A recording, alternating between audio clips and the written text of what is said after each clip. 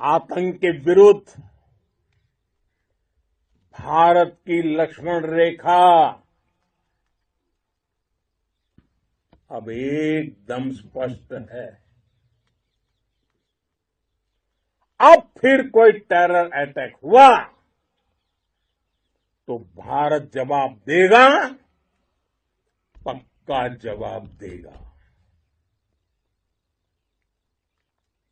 ये हमने surgical strike के समय देखा है, एयर स्ट्राइक के समय देखा है, और अब तो ऑपरेशन सिंदूर भारत का न्यू नॉर्मल है।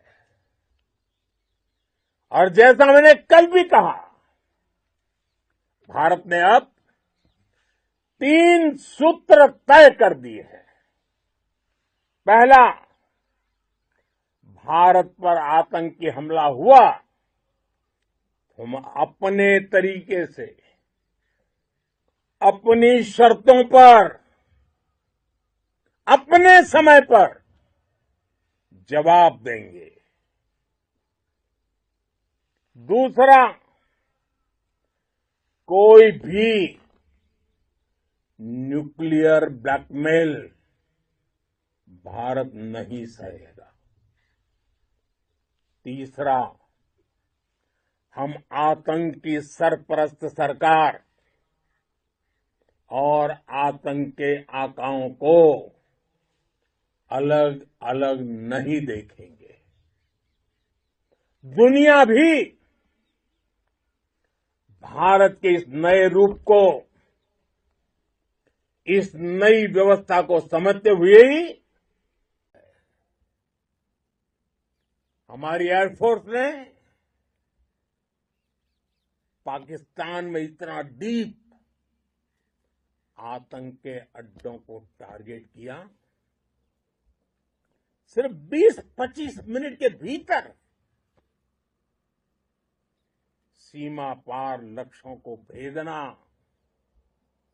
बिल्कुल पिन पॉइंटेड टारगेट्स को हिट करना, ये सिर्फ एक मॉडर्न टेक्नोलॉजी से लैस प्रोफेशनल फोर्स ही कर सकती है।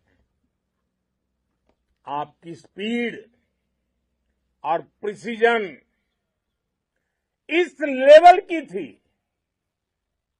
कि दुश्मन हक्का बक्का रह गया।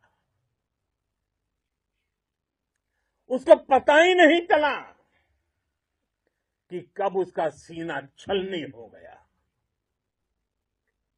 साथियों, हमारा लक्ष्य पाकिस्तान के अंदर